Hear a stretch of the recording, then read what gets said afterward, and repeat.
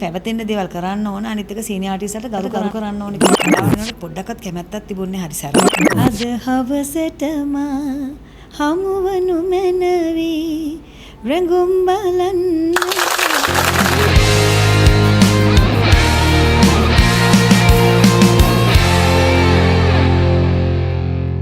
Stories of music විත් සංගීත programme එකත් එක්ක ඔයාලා එකතු වෙන්නේ. අද අපිත් එක්ක එකතු වෙලා ඉන්නේ ලංකාවේ ඉතාම මිහිරි අතිශය ජනප්‍රිය ගායන ශිල්පිනියක්. ඒ වගේම ඇයගේ පරම්පරාවෙන් එන ටැලන්ට්ස් ඒ ලෙගසි එකත් එක්ක අරගෙන ඇවිල්ලා අවුරුදු 25කට වැඩිය මේ ඉන්ඩස්ට්‍රි එක කොන්ක කරපු ඉතාම දක්ෂ ගායන ශිල්පිනියක්. ඉතින් අපි ගොඩාක් ආදරෙන් පිළිගන්නවා සුප්‍රියා Abeysekara. Thank you very much අපිත් එක්ක ජොයින් වුණාට. අවුරුදු 25ක් කෙටි කාලයක් නෙමෙයි. අවුරුදු 25ක් මේ ඉන්ඩස්ට්‍රි එකේ රජ කරනවා කියන්නේ ලේසි නෑ. ස්ටේජස් කීදහක් සිං කරලා ඇද්ද නේද? ඉතින් මේ ගමන ගැන අවුරුදු 25ක් ගමන ගැන මොකද හිතන්නේ සුප්‍රියා? ඇත්තටම මුලින්ම කියන්න සංගීත මම ගොඩක් ආඩම්බර වෙනවා ඒකට. මොකද 25ක් වගේ කාලයක් එක විදිහටම ඉන්න අමාරුයි මේ ශේෂ්ත්‍රයක රැඳිලා. මොකද ඒක රඳව ගන්න ඉතින් අපි ඇත්තටම ඒ හරි යන මාවතට අනුගමනය කරන්න ඕන ආටිස්ට් කෙනෙක් හැටියට උනත් වෙන දෙයක් කරත් පැවැත්වෙන එක තමයි අමාරු. පැවැත්වෙන එක අමාරුයි. ඉන්න ලේසි යන්න ලේසි එන්න ලේසි යන්න ලේසි ඉන්න අමාරුයි. ඉතින් මම මේ වෙද්දී වගේ සාර්ථක ගමනක් කරලා තියෙනවා. මම ගොඩක් සතුටුයි ගැන. දැන් ලොකු ලෙගසි එකක් එක්කනේ මේ ගමන පටන් ගන්න. ඒක ඇත්තටම බර්ඩන් එකක්ද නැත්නම් ඇඩ්වාන්ටේජ් එකක්ද? ඇඩ්වාන්ටේජ් එකක්. මට නම් මොකද හේතුව කියන්නේ මම කවදාකවත් මගේ ජීවිතේ ගායිකාවක් වෙන්න හීනෙකවත් තිබුණේ නැති කෙනෙක්. වෙන පැත්තකට යන්න ගිහලා තමයි කියන්නේ ඉබේ වගේ ඇදිලා ආවේ. මොකද පුංචි කාලේ ඉඳලා මම ළමා මණ්ඩපය හරි මේ ගීත ගායනා කරලා තිනවා ගුවන් විදුලියේම.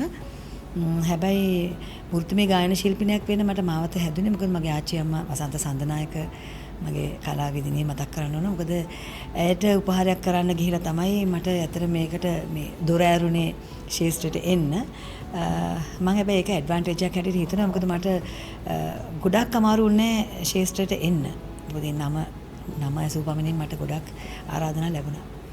ඔය අවස්ථාව ලේසියෙන්ම ලැබුණට ඒක රඳවා පවත්වා ගන්න ඒකට ටැලන්ට් එක ගොඩක් ඉම්පෝටන්ට් නේ. අනිවාර්යයෙන්. මොකද අපි දැකලා තියෙනවා සුප්‍රියා ස්ටේජ් එකේ සිං කරනකොට දහස් ගාණක් මිනිස්සු ඒක විඳිනවා. ඒක රස විඳිනවා.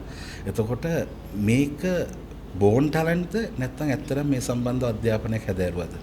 ඇත්තටම මම පාසල් යන කාලේ මම බටහිර සංගීතය තමයි හැදෑරුවේ. මොකද මම ඉතින් ඒක ආසාවට කරේ ගායිකාවක් වෙන්න බලාපොරොත්තුවට නෙමෙයි. සහ මම මේ ඩාන්සින් පැත්තත් කරා. ශේෂ්ත්‍රයට ඇවිල්ලා මට එන්න අර මං උපහාර කරපු නිසා ඒකේ ගායනා කරා මුළු ඒ කොන්සර්ට් එක පුරාවටම අපි ඔක්කොමලා පවුලේ තමයි ගායනා කරේ ගීත. විශේෂයෙන් කියන්නේ මගේ අම්මත් ගායන ශිල්පිනියක් දාය හේමන්ත අබේසේකර චිත්‍රපට පසුබිම් ගායන ශිල්පිනියක්.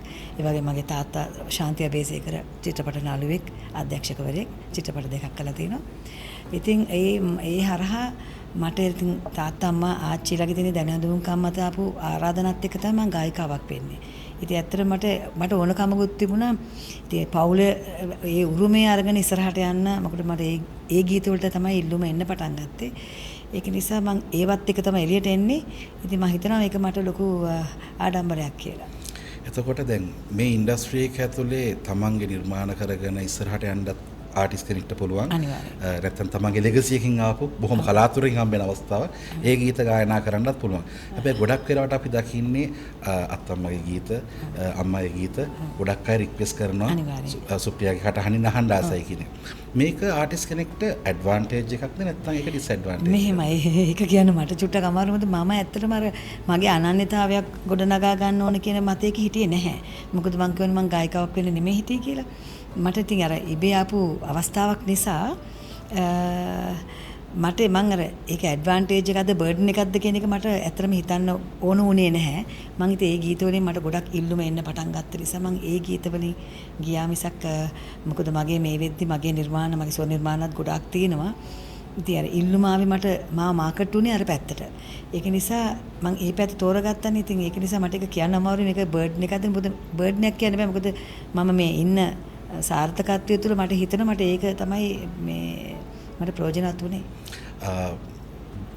ලෙගසි එක ගැන කතා කරපුවාම ඊට දහස් ගාණක් තියෙනවා මම හිතන්නේ මිනිස්සු ගොඩාක් ආදරය කරනවා. මේකෙන් සුප්‍රියාගේ වැඩිපුරම ආදරය කරන ගීතය මොකක්ද කියලා අහුවොත් එහෙම. ඇත්තටම මං ආච්චිගේ ගීත වගේ මගේ අම්මගේ ගීතත් කීපයක් තියෙනවා මම ගොඩාක් ප්‍රිය කරන මද සීතල රැල්ල කියන ගීතය මගේ අම්මගේ තමයි ඇත්තටම ඒක ඔරිජිනල් ගායිකාව අම්මා සහ මගේ ලොකු මාමා සරත් සන්දනාගේ මගේ තාත්තගේ චිත්‍රපටියේ මම ඒ ගීතයට ගොඩක් ආසයි ඒ වගේම ආච්චිගේ ගීත ගත්තම මොකද මම ගොඩාක් පොපියුලර් වුණේ ආච්චිගේ රංගන රංගම් කියන ගීතය තමයි. ඉතින් ඒක ආසාව කියන්නේ ඉතින් මගේ මං ප්‍රේක්ෂක අතරට ගියේ ගීත නිසා මම ඉතින් ඒවට ගොඩක් ප්‍රිය කරනවා. පොඩි කොටසක් ගායනා කරන්න පුළුවන්ද? රංගන රංගම්ද මද සීතද? දෙකම කියනවා ගොඩක් හොඳයි.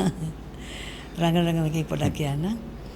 රංගන රංගම් ගායන ගැයුම් සතුට සදා දේ දෝත් සලාදෑස් විදා රංගන විලාසේ ඕ රංගන රංගම් ගායන ගැයුම් සතුට සදා දේ දෝත් සලාදෑස් විදා රංගන විලාසේ ඕ රංගන රංගම්. සුප්‍රියාගේ කටහඬ ඇතුලේ තියෙනවා ශ්‍රී ලාංකීය කියන අනන්‍යතාවයක්. ඒක මම හිතන්නේ ගොඩක් අයකට ලංකාවේ ටිකක් අඩුයි කටහඬ ඇතුලේ. ඒක මම හිතන්නේ අම්මයි අත්තම්මයින් ආපු දෙයක් වෙන්න ඕන. ඒ ගැන මොකද හිතන්නේ අනන්‍යතාවය ගැන? ඒකට මම ගොඩක් කැමතියි මොකද අර සමහර වෙලාවට මේක මොනවත් වැරදි රිතක් නැත්තම් මම කියන ගොඩක් ෆීමේල් වොයිසස් තියෙන ගොඩක් වෙලාවට එකම හඬ ආරට එක හුරුවට තියෙන හඬවල් ඉතින් අර මම හිතන්නේ පරම්පරාවකින් ආපු හඬක් නිසා මම හිතන්නේ මගේ වෙනසක් ඇති. ඉතින් මේ වෙනසට මම කැමතියි. මොකද වෙනස තමයි දකින්න ඕන. මොකද වෙනස තුල ඕන තැනක අපිට කැපිලා පේන්න පුළුවන්. ඉතින් ඒකට මම කැමතියි. මේ අවුරුදු 25කට කලින් ස්ටේජ් එකේ මුලින්ම සින්දු කියන්න පටන් ගත්ත සුප්‍රියා දැන් අද අවුරුදු 25කට පස්සේ ටිකක් මොඩර්න් වෙච්ච වර්ල්ඩ් එකක් අලුතෙන් පර්ෆෝමන්ස් කරන ආටිස්ට්ලා මොකද සුප්‍රියා අවුරුදු 25කට කලින් සිං කරන කාලේ මම හිතන්නේ ස්ටේජස් වල ගොඩාක් ෆීමේල් ආටිස්ට්ලා ඒ විදිහට පර්ෆෝම් කරා කියන්නේ. අද වෙනකොට ටිකක් එක වෙනස් වෙලා තියෙනවා. මේ චේන්ජ් එක ගැන මොකද හිතන්නේ? 2025 සහ අපි අවුරුදු 25කට කලින් කලින් මේ මාත් ඇත්තට මුල් කාලේ නේද සංගීත ඔය ඉටිපන්දමක් වගේ හිටගෙන තමයි සින්දු කිව්වේ. මොකද ගොඩක් ආච්චිගේ ගීතත් එක්ක මම ආයේ නොකියා මෙදා ඒ වගේ කොට ආච්චි ගොඩක් ගායනා කරේ බෞද්ධ ගීත. ඉතින් ඒ ගීතත් එක්ක නටන්න බැහැනේ. ඉතින් මම ඒ නිසා ඒක දැන ගීතගෙන ගීත ගායනා කරන්න පුරුදු වෙලා තිබුණා. පස්සකදී ඉතින් මොකද මගේ ඇඟේ අර නර්තන හැකියාවක් තියෙන නිසා ගොඩක් විදේශ ඒ සංචාරවලදී තමයි මටත් ඒක කරන්න උනේ. ඒ කියන්නේ මට ගොඩක් සංගීත කණ්ඩායම් වලින්ම ආරාධනාව ආවා. පොදුවාගේ ඇඟේ ඒක තියෙනවා. ඒකත් මේ වෙලාවේ යූස් කරන්න කියලා. ඉතින් ඒ හරහා මට ගොඩක් ෂෝස් එන්න පටන් ගත්තා. ඊට පස්සේ නමුත් මම හිතනවා මගේ කාලේ මම ගොඩක්ම මේ පර්ෆෝමින් ආර්ට් එක ගොඩක් මගෙන් වුණා.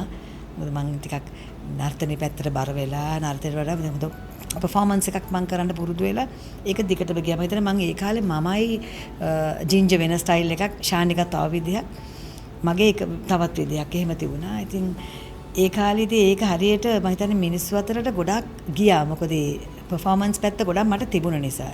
non stop එකක් විනාඩි 10ක විතර non stop එක දිගටම මම නටනවා. ඉතින් දැන් ඒක මම හිතනවා දැන් අලුත් පරම්පරාව මම හිතන්නේ ඉතින් සමහරකට අපෙන්ම ගන්නත් ඇති මේ දේවල්. ඉතින් ඒක ගොඩක් හොඳයි. පර්ෆෝමන්ස් කරන එක හොඳයි. මොකද ඉතින් මොකද ඕපන් ස්ටේජ් එකකදී අනිවාර්යෙන් පර්ෆෝමන්ස් ඕන. මොකද ගොඩක් වෙලාට කනට නෙමෙයි අහන්නේ. ගීත ගායනා කරනකොට කකුල් දෙකට. ඉතින් ඒක නිසා එතනදී ඒක මම හිතනවා ගොඩක් හොඳයි කරන එක. අලුත් කට්ටියටත් මම කියන එක හොඳයි. ඉතින් හොඳ විදිහට කරොත් හැමදේම හොඳයි. අපි මේ සංගීතය කියන එක රසවින්දනයට භාවිතා කරනවානේ. හැබැයි මේකේ තව ඇස්පෙක්ට් එකක් තියෙනවා. මේක ව්‍යාපාරයක්. අනිවාර්යයෙන්. දැන් ගොඩක් වෙලාවට ගෑනු ළමෙක්ට කියන්නේ මහන්න ඉගෙන ගන්න. නැත්තම් දොස්තර කෙනෙක් වෙන්න, මොකද ජාති රස්සාවක් ඉගෙන ගන්න. නැත්තම් ගෘහණියක් වෙන්න උයන් ඉගෙන ගන්න මොන හරි කියලා. මොකද මේ මියුසික් කරලා නම් ජීවත් වෙන්න බෑ. ඒක තමයි සාමාන්‍ය හැදිලා තියෙන මානසික මට්ටම. දැන් අවුරුදු 25ක් තිස්සේ සින්දු කිව්ව ගීත ගායනා කරලා ඒකෙන් ආදායමක් උපයපු කෙනෙක් විදියට සුප්‍රියා මොකද දෙන ඇඩ්වයිස් එක බලන් ඉන්න අයට? ඇත්තටම මම හිතනවා ගීත ගායනය කියන්නේ මේ හැම කරන්න බැරි තරක් නෙමෙයි. හරියට කියන්නේ හරි විදිහට යන්න ඕනේ. මෙහෙම මගේ මතය අනුව නම් මෙහෙම ගසා කන ගණන් මම කියන්නේ නැහැ. ඒක කියන්නේ සාමාන්‍යයෙන් මොකද මේ ලංකාවේ ජීවත් වෙන්නේ. මේක ඇමරිකාව නෙමෙයි. එතකොට අපි ලංකාවේ විදිහට අපේ මොකක් හරි අපේ ගායනයට මුදලක් අය කරනවා නම් ඒ දෙන කෙනාටත් පහසු වෙන විදිහට අපිටත් පහසු වෙන විදිහට කරමුත් මම එහෙම ඇවිල්ලා තමයි අද මම මගේ හැම ටාගට් එකක්ම මම කවර් කරන්න අචීව් කරලා තියෙන්නේ. මොකද මට අවශ්‍ය හැම දෙයක්ම මම කරගෙන තියෙනවා මේ වෙද්දි ගායනින් විතරක්ම. ඉතින් ගායිකාවක් හැටියට මට කියන්න තියෙන්නේ මම ගායිකාවක් හැටියට මම ගොඩක් සාර්ථක වෙච්ච කෙනෙක්. ගායනයේදී මේ ෆේල් වෙන්නේ නැහැ. මම කියන්නේ ඒකට අපි කරන හැම දෙයක්ම අපි හරියට කළමනාකරණය කරගත්තොත් මේ අපිට මේ ගමන සාර්ථකව යන්න පුළුවන්. මම කැමතියි තව චුට්ටක් ඔක ගැඹුරට කතා කරන්න සුප්‍රියා. හේතුව දැන් මේ අවුරුදු 25ක එක්ස්පීරියන්ස් එක කියන එක සාමාන්‍ය ආටිස්ට් කෙනෙක්ට ලැබෙන දෙයක් නෙමෙයිනේ. අනිවාර්යයෙන්. එතකොට මේ ගමන මම හිතන්නේ හරි ලේසියෙන් ස්මූත්ලි ගියා කියලා. මේ අවුරුදු 25 දී ගැටලු වෙන්න ඇති, ප්‍රශ්න එන්න ඇති. එතකොට ඒ වලට ෆේස් කරන්න ඇති, ඒවා ඕවර්කම් කරන්න ඇති. එතකොට අපි පොඩ්ඩක් කියමු මේ ජර්නි එක කොහොමද බැලන්ස් කරගත්තේ, විශේෂයෙන්ම ගෘහණියක් විදිහට, බිරිඳක් විදිහට, මාවක් විදිහට වගකීම් රාශියක් තියෙනවානේ. මේවා ටිකත් කරගෙන අවුරුදු 25ක් සිං කරනවා කියන එක ස්ටේජ් එක ලේසි නෑ. මොකද නයිට් ෂෝස් ගොඩක් තියෙනවා. අනිවාර්යයෙන්. ඔව් මම ඇත්තටම සංගීත් කොටු වෙලා තිබුණේ මේ ප්‍රසංග වේදිකාවටම තමයි. මොකද ඉල්ලුම ආවේ එතනින්. මොකද අර මම හිතන්නේ මගේ පර්ෆෝමන්ස් සහ ඒ ගීතත් එක්ක තිබිච්ච මොකද ඇත්තටම අර පැරණි ගීත මිනිස්සු අතරට මම හිතන්නේ මේ ජෙනරේෂන් එකටත් ඒක මතකයේ තියෙනවා. මොකද ඒ ගීතවල තියෙන මේ මම හිතන්නේ රසඥතාවය තමයි ඒකට මූල. ඒ කියන්නේ පද රචනා සහ ගීත තනුව ඒ වගේම කීට කරන්නේ අපි ආටිස්ට්නේ. ඉතින් ආටිස්ට් දුන්න විදිහට ඒක මම හිතන්නේ මිනිස්සු වැළඳගත්තා. ඒ හින්දා ඒ හරහා මගේ පර්ෆෝමන්ස් ඒ වගේ මගේ මොකක් කරේ මගේ ලුක්ස් ඔය හැමදේම මං අඳින පළඳින විදිය ඔය ඔක්කොමත් එක මට මේ ගමන එන්න පුළුවන් වුණා. මොකද මම හැමදාම මගේ සංගීත ගමන මගේ හස්බන්ඩ් එක තමයි ගියේ. ඒකට යන්නේ ඉතින් මොකද ඒක එයත් මාව තේරුම් අරන් තමයි මේ ගමන ආවේ. මොකද මට ගෙදර වැඩ කරන එක මගේ අතපසු වුණා කියලා කිසිම වෙලාවක මට චෝදනා ආවේ නැහැ. මොකද ගොඩක් කර මම නැගිටින්නෙත් දවල් 1ට 12ට 1ට ඒ වගේ වෙලාවල් වලට good morning කියන ඒවාට තමයි. මට මොනවා වුණත් මගේ බෙට් එක පාව මට ගෙනල්ලා මගේ හස්බන්ඩ් එනවා. එහෙම මට පවුල ඇතුලේ ප්‍රශ්න තිබුණේ නැහැ මං ගායිකාවක් වුණාට පස්සේ. මොකද මගේ ගමන සාර්ථකත්වයේ දැකලා යන විදිය හොඳ හින්දා සහ මම හැමදේම අන්තික මෙහෙම මම මගේ පවුල හැම කෙනාගේම මේ මම හිතනවා හැම කෙනෙක්ගේ මේ ඒගොල්ලන්ගේ ඒක සහ ඒගොල්ලන්ගේ මොකද ඒකට කියන වචනේ නේ මේ ආත්ම ගරුත්වය හැමදේම රැකගෙන මගේ මේ ගමන සාර්ථකව මං ආපු නිසා මං කාටත් කියන්නේ මං ලොකු පරම්පරාවක් පොඩි එකක් නෙමෙයි ඇත්තටම ලොකු පරම්පරාවක්. මොකද ආච්චි අම්මා විතරක් නෙමෙයි ඉන්නේ. ලොකු අම්මා සරත් සඳනායකව සුජාත අත්තනායක ගත්තා මෙයා මගේ ලොකු අම්මා. ඒ පැත්තෙත් කට්ටියක් ඉන්නවා. ඒ වගේම මගේ සහෝදරිය තමයි සදාන ඇමරිකාවේ ඉන්නේ රත්නතුංග අමරතුංග දෙපළගේ පුතාට. ඒ වගේ අර ලොකු ෆැමිලි බෑග්ග්‍රවුන්ඩ් එකක් තියෙනවා. ඉතින් මං ඒ කාටත් හානියක් වෙන්නේ නැතුව ආපු නිසා මට කාගෙන්වත් එහෙම දෝෂාරෝපණ පවුලෙන් ආවෙත් නැහැ. මං හිතුවා පිටිනුත් නැතුව ඇති කියලා. ඉතින් මේ ගමනදී ආපහු හැරලා බලපුවාම මේ සාර්ථකත්වය පිටිපස්සේ අතරම හිතෙන ස්වාමි පුරුෂ ඉන්නවා නේද? අනිවාර්යෙන් හිටියා. මතක් කරන්න. අනිවාර්යෙන් හිටියා. එතකොට ෆැමිලි එකෙන් ලැබෙන සහයෝගය කොච්චර ඉම්පෝටන්ට්ද මේ ගමනට? ෆැමිලි මගේ තාත්තා නම් මුල කාලේ මේ සංගීතයට කැමති වුණේ නැහැ. සංගීතෙ මේ කලාවට තාත්තා රංගන ශිල්පියෙක්නේ. ඒ වුණාට ගෑනු ළමයි 5ක් පවුලේ. කිසිම දෙයකට මේ කලාවට යනකොට පොඩ්ඩක්වත් කැමැත්තක් තිබුණේ හරි සැරයි. නීති රීති තිබුණ ගොඩාරිය. ඉතින් පස්සේ ගොඩක් පහුවෙලා තමයි මම මේ සංගීතෙට එන්නේ. ඊට පස්සේ ඉතින් හැමතිස්සෙම ඇඩ්වයිස් කරා. මොකද ඉන්න ඕනේ මේ විදිහටයි තමන්ගේ ආත්ම ගෞරවය හැමතිස්සෙම රකින්න ඕන කියන එක මොකද එයා සැරගෙනන්නේ. එහෙම කිව්වා නිලියක්වත් වෙලාවට කැමති වුණේ නැහැ. ඉතින් මම ඒ ගමන හොඳට ආපු නිසා ඊට පස්සේ මට තාත්තගෙන් ඒ දෝෂාරෝපණ නැති වුණා. ඉතින් අම්මා වුණත් ඉතින් හැමතිස්සෙම කිව්වේ මේ හොඳට මේ ගමන හොඳට කරගෙන දන්නවනේ. ඉතින් හැම පැත්තෙම මේ ගොඩක් ලොකු ජනතාවක් එක්ක අපි යන්නේ. මේකද ප්‍රේක්ෂක කොටසක් ඉන්නවා. මිනිස්සුන්ගේ වචන අහන්න නැතුව ඉන්න බෑ 100%ක්ම. මේකට ගොඩක් වෙලාවට ගොඩක් දුරට මම හිතනවා මම හැමදේම රැකගෙන බැලන්ස් එකේ ආපු ගායිකාවක්. දැන් මේක විෂුවල් මීඩියම් එකක් නේ. ගොඩක් කරාට දැන් අවුරුදු 25කට කලින් නම් ස්ටේජ් එකේ තමයි ගොඩක් දකින්නේ. 2000න් පස්සේ වගේ මියුසික් වීඩියෝ ඊට පස්සේ මේ වෙනකොට මියුසික් වීඩියෝ කියන එක කියන්නේ විෂුවල් මීඩියම් එක ගොඩක් පවර්ෆුල් ලා. අනිවාර්යයෙන්. එතකොට අපියරන්ස් එක පවා දැන් මිනිස්සු ස්ටේජ් එකේදී උනත් බලන්න කැමති නෑ අර සාමාන්‍ය ඇඳ කරගෙන ආටිස්ට් ටිකක් තමන්ගේ පර්සෝන එකක් තියෙන්න ඕන කියන එක. අනිවාර්යයෙන්. මේ චේන්ජ් එක ගැන මොකද හිතන්නේ? ෆැෂන්ස් අනිවාර්යෙන් තියෙන්න ඕනේ. මොකද මාත් පුංචි කාලේ ඉඳලා හොඳ ෆැෂන්ස් කරපු එක්කෙනෙක්. නමුත් අර මගේ තියෙනවා මම අර පොඩ්ඩක් අර හැම එකක්ම කන්ට්‍රෝල් කරගෙන යන්නේ. මොකද මම කර පරම්පරාවක් තියෙනවා. මොකද ඒක දොස්සහන්න කැමති නැහැ. සුජාත අත්තනායක කියන්නේ මගේ ලොකු අම්මා. ඇයගේ ගීත මම මුල කාලේ ගායනා කරද්දී ගොඩක් මට කිව්වේ මගේ සින්දු කියන්නේ නැහැ. හැබැයි මම පැන්ට් එක ඇඳලා මේ කියනකොට කැමති නැහැ. ඒ කියන්නේ යාගෙන සාරියක් අඳින්න. ඉතින් එතනට මට යන්න අමාරුයි. ඉතින් ෆැෂන්ස් කියන මොකද ලෝකේ දියුණු වෙනකොට අපිත් ඒකත් එක්ක යන්න ඕන. මම හිතන හැම එකම බැලන්ස් එක තමයි ඒකත් යන්න ඕනේ කියලා. ඉතින් ෆැෂන්ස් ගැන මට මොකුත් කියන්න බෑ. ඉතින් එක් එක්කෙනාට අද ආවේනික දේවල් ඒගොල්ලෝ කරනවා. හැබැයි මෙහෙම දෙයක් තියෙනවා. මේ දැන් ඉන්න අය ගැන කියන ඉතින් මෙහෙම පොඩි දෙයක් මෙහෙම ඇඳුමම නෙමෙයි අපි මුලින්ම තැන දෙන්න ඕනේ අපේ ගායනයට. ගායනය නම්බර් 1 කරගෙන තමයි අපි සෙකන්ඩ් ඊට පස්සේ තමයි අපේ ෆැෂන්ස්ද අපි කරන පර්ෆෝමන්ස්ද ඒ ඔක්කොම එන්නේ දෙවනුව. මොකද ෆස්ට් වෙනුවට අපේ සිංගින් මම විශ්වාස කරන හැටියට ලංකාවේ තිබුණු මිහිරිම කටහඬ තිබුණු ගායන ශිල්පිනිය තමයි සුජාතා හත්තුනායක. අනිවාර්යෙන්ම. ඒ කටහඬ ලං කරන්න කටහඬක් මම හිතන්නේ තිබුණේම නැති තරම්. පොඩි කොටසක් ගායනා කරමු දැයගේ ආදරණීය ගීතයක්. මං වෙනුවෙන් මං හරි ආසයි. වගේ ඉල්ලුමක් නැහැනේ මොකද්ද මේකද ගීතය කියලා. එන අද හවසට කියන්න පොඩි. හරි. අද හවසටම හමුවනු මැනවි රඟුම් බලන්නට කලාගාරයේ මගේ මේ ඇරයුම ඉවත නොලා මගේ මේ ඇරයුම ඉවත නොලා. ඒ ගීතවල තියෙන රස අද තියෙනවද? ගොඩක් අඩුයි. ඇයි සුප්‍රිය හැම වෙලාවෙම? ඒක තමයි කියන්නේ. මොකද ඒ ගීත අදටත් පැවතිලා තියෙන්නේ මේ රැඳිලා තින්නේ ඒ ගීතවල තියෙන රස මම ඒකනේ මුලින්ම කිව්වේ. ඒක තමයි. මොකද දැන් මං කියන්නේ මමත් ගොඩක් ගීත කරලා තිනා කරාට සින්දුවක් දෙකක් වගේ තමයි ස්ටේජ් එකේ කියන්න පුළුවන් ඉන්නේ. ඉතින් අර ඉල්ලුම එන්නේ අරකට තමයි. ඒක තමයි කියන්නේ ඒක තමයි අර ඒකේ තියෙන සාර්ථකත්වයේ ගීතය හදනකොට දැන් ඉස්සර ගීතයක් හදන්න පුදුමාකාර විදිහට මහන්සි වෙන්න ඕන. කියන්නේ දැන් නම් ටෙක්නොලොජි දියුණු වෙන නිසා සින්දුව කියලා අපි සමහරට මියුසික් ඩිරෙක්ටර් ළඟට ගිහින් තමයි සින්දුව බලලා සින්දුව කියන්නේ. ඉවෙලට අහලා තමයි සින්දුව කියන්නේ. දැන් ගොඩක් මම එහෙම වොයිස් කරලා තියෙනවා. ඉතින් අර අපේ අම්මලාගේ කාලේ එහෙම ගීතයක් ගත්තම ප්‍රොඩියුස් කියන්නේ මියුසික් ඩිරෙක්ටර්යි සිංගර් ලිරිසිස්ට් කොමල එකතු වෙලා එක දැනකට ඇවිල්ලා ඉඳගෙන කතා කරගෙන තමයි සින්දුවක් හදන්නේ. ඉතින් මම හිතන්නේ ඒක තමයි සාර්ථකත්වය. ඉතින් මම ගීතයක් හදනකොට අර අපි හිතු මතේ ඔහේ ඒක නෙමෙයි කරන්න ඕන සෑහෙන එකට මහන්සි වෙලා ඒක කරොත් හරියට දෙන්න පුළුවන් අපිට ප්‍රේක්ෂකයාට. දැන් සුප්‍රියාලා කට්ටක් කාලා ඉන්ඩස්ට්‍රි එක ඇතුලේ පාරක් හදලා දීලා තියෙනවා.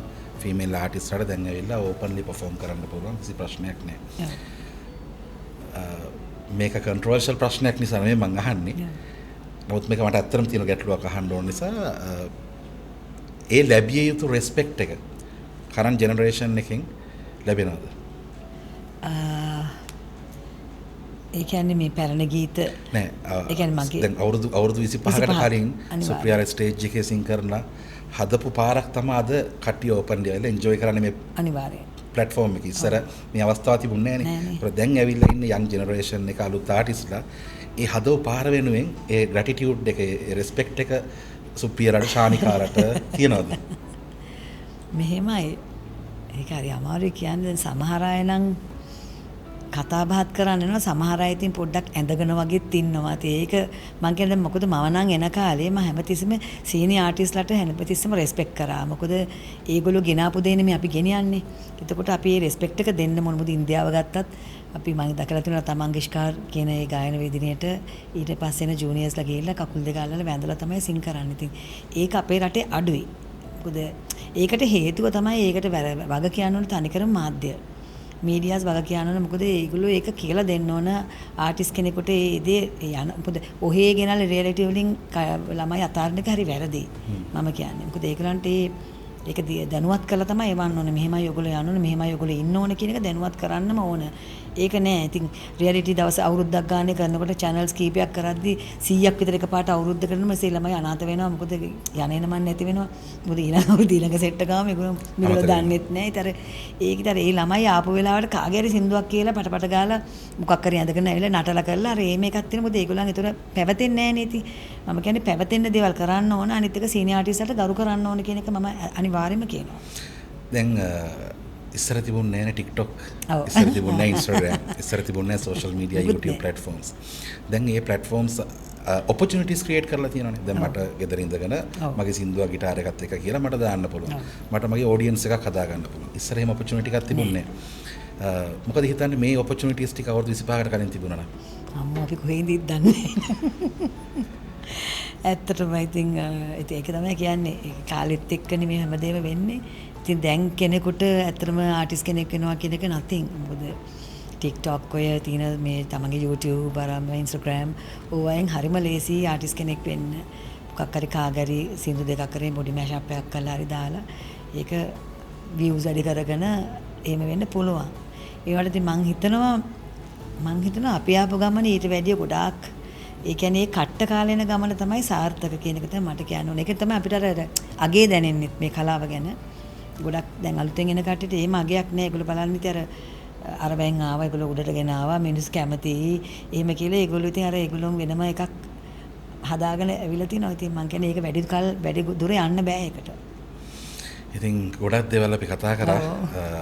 බොහොම ස්තුතියි සුප්‍රියා. Thank you. ඉතින් අවුරුදු 25ක් නෙමෙයි, තව 50ක් නෙමෙයි, 100ක් නෙමෙයි, ගොඩාක් කාලයක් වාගේ ලස්සන කටහඬ අපේ රසිකයින්ට අහන්න හම්බෙන්න, තව ලස්සන නිර්මාණ ගොඩක් කරන්න අවස්ථාව ලැබෙන්න කියලා ප්‍රාර්ථනා කරනවා. ඉතින් වෙලාව අරගෙන අපිත් එක්ක එකතු වුණාට ගොඩක් ස්තුතියි.